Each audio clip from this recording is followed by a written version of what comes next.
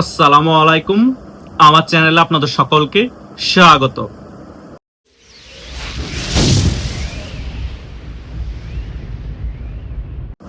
5 August ষড়যন্ত্রমূলক একটি গণ অভ্যুত্থান হয়েছে এবং সেই গণ অভ্যুত্থানে বাংলাদেশ আওয়ামী লীগের পতন হয়েছে।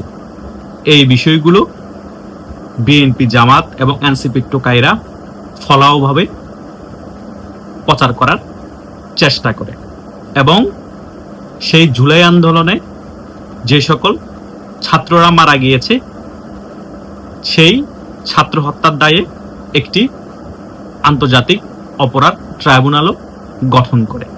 সেই আন্তর্জাতিক অপরাধ ট্রাইব্যুনাল মধ্যে কাদের বিচার করা হবে? আওয়ামী লীগের নেতাকর্মীদের। কিন্তু এই আন্তর্জাতিক অপরাধ ট্রাইব্যুনালটা গঠন হয়েছিল রাজাকারদের বিচারের জন্য। আমার কথা হচ্ছে, আওয়ামী লীগের নেতাকর্মীরা কি এমন অপরাধ করেছে যে রাজাকারদের যে আন্তর্জাতিক অপরাধ ট্রাইব্যুনালে বিচার করা হয়েছে সেই আন্তর্জাতিক অপরাধ ট্রাইব্যুনালে আওয়ামী লীগের নেতাকর্মীদের বিচার করতে হবে? এর কোনো বৈধতা আছে নাকি প্রতিহিংসামূলক জিদের বশত এই কাজগুলো করা হচ্ছে জামাতের পক্ষ থেকে? কারণ জামাতের কথা হচ্ছে, আমাদের নেতাদেরকে এই আন্তর্জাতিক অপরাধ ট্রাইব্যুনালে বিচার করে সাজা দেওয়া হয়েছে, ফাঁসিতে ঝুলানো হয়েছে। আমরাও আওয়ামী লীগের নেতা কর্মীদেরকে এই আন্তর্জাতিক অপরাধ ট্রাইব্যুনালে বিচার করে ফাঁসিতে ঝুলাবো। ভাই, এগুলো আকাশ কুসুম চিন্তা ভাবনা। কোথায় রাজাকার আর কোথায় আওয়ামী লীগের নেতা কর্মীরা? যে সকল ছাত্রগুলা হত্যা হয়েছে, যে 1400 ছাত্রর হত্যার কথা বলা হয়, তার কোনো এখনো আমরা অথেন্টিক প্রমাণ পাইনি এবং যে সকল ছাত্রগুলো হত্যা হয়েছে তাদের ময়না তদন্তের রিপোর্টও আমরা ক্লিয়ারলি জনসম্মুখে দেখতে পাইনি। কারা হত্যা করেছে, কিভাবে হত্যা করেছে, কোন গুলির মাধ্যমে তাদেরকে হত্যা করেছে সেগুলো খোলাসা করা হয়নি। কিন্তু মার্কেটে চাওয়ার আছে 7.6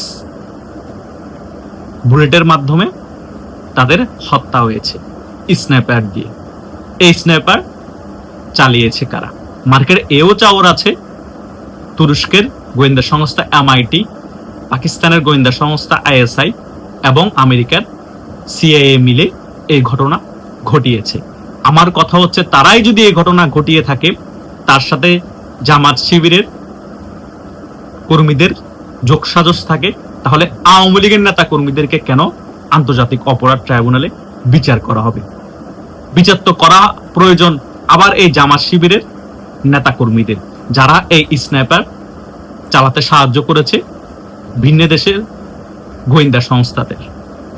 তাদেরকে বিচার আওতায় এনে তাদের কাছ থেকেই এই সকল জঙ্গি হামলা সকল বিস্তারিত জেনেই তাদেরকে ফাঁসিতে ঝুলানো হোক।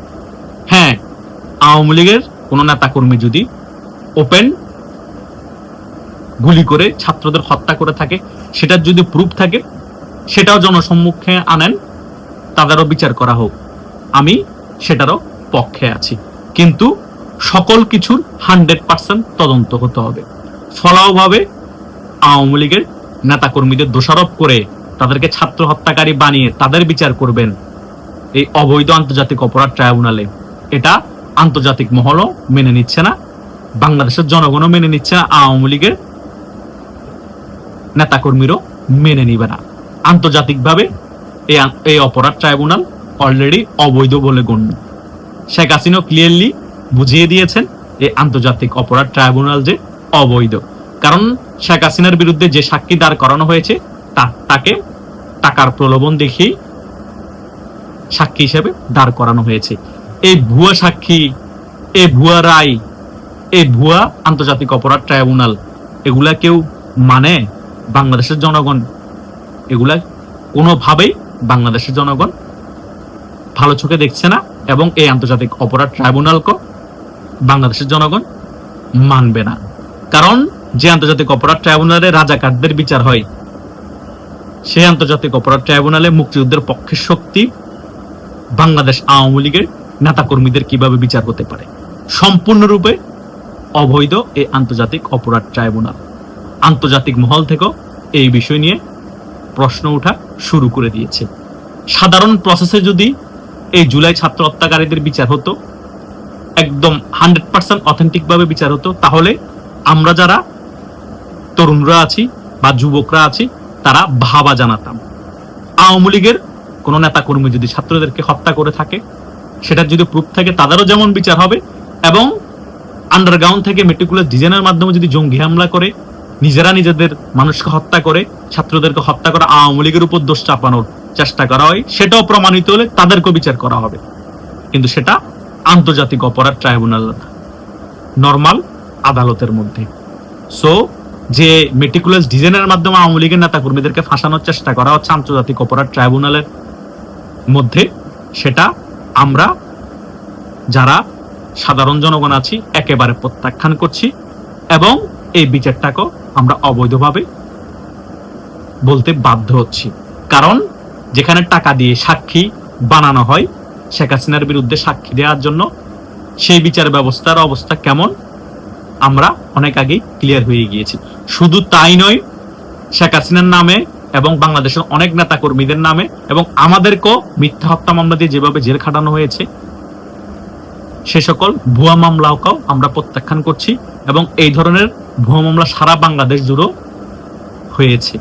শুধু তাই নয়, আরেকটি হাস্যকর বিষয়, যে সকল হত্যা মামলায় সাধারণ মানুষ সহ আওয়ামী লীগের নেতা কর্মীদেরকে ফাঁসানো হয়েছে,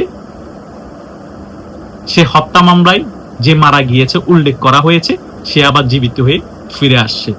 কিন্তু আমরা যে জেল খেটেছি বা অন্যরা যে জেল খেটেছে, সেই সময়গুলোকে আমাদেরকে আর ফিরিয়ে দিতে পারবেন?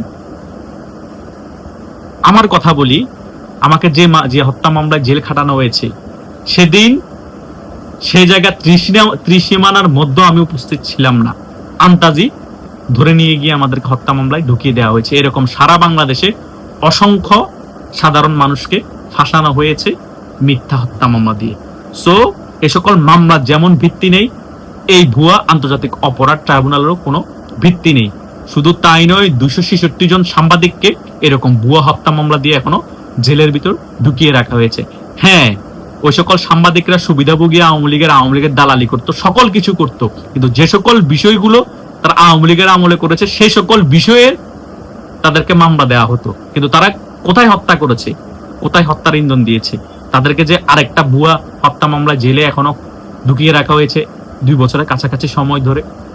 এটা বুঝি বাংলাদেশের গণতন্ত্র? এটাই বুঝি 5 আগস্টের পরের বাংলাদেশ? এগুলো তো হওয়ার কথা ছিল না। সো এই আন্তর্জাতিক অপরাধ ট্রাইব্যুনাল যেমন অবৈধ, আন্তর্জাতিক ভাবে যেমন এখন এই আন্তর্জাতিক অপরাধ ট্রাইব্যুনালকে বাংলাদেশে যেটা গঠিত হয়েছে অবৈধ হিসেবে গণ্য হচ্ছে, বাংলাদেশের জনগণও এই আন্তর্জাতিক অপরাধ ট্রাইব্যুনালকে অবৈধ হিসেবে দেখছে। এবং যে সকল মিথ্যা ও ভুয়া মামলা দিয়ে আওয়ামী লীগের নেতা কর্মীদেরকে এবং সাধারণ জনগণ, সাংবাদিক, খেলোয়াড় সকলকে হয়রানি করা হচ্ছে, ওই সকল ভুয়া মামলাকে জনগণ প্রত্যাখ্যান করছে। আমরা যেভাবে এই সকল বিষয় নিয়ে প্রতিবাদ করছি, কিছুদিন পরে সারা বাংলাদেশের মানুষ এই সকল ভুয়া মামলা এবং ভুয়া আন্তর্জাতিক অপরাধ ট্রাইব্যুনাল নিয়ে প্রতিবাদ করবে। এভাবেই প্রতিবাদ করতে হবে, সত্য জনসম্মুখে তুলে ধরতে হবে। তা না হলে এ রাজাকারের নাতিপুতিরা বাংলাদেশটাকে সম্পূর্ণরূপে ধ্বংস করে দিবে। আর যেহেতুটুকু বাকি আছে, আশা করছি এই ভিডিওর আলোচনায় আমি যে সকল বিষয়গুলো আপনাদের কাছে ক্লিয়ার করতে চেয়েছি, আপনারা যারা প্রথম থেকে শেষ পর্যন্ত আমার ভিডিওটি দেখেছেন, সকল বিষয় একেবারে ক্লিয়ার হয়ে গিয়েছে। ধন্যবাদ সকলকে।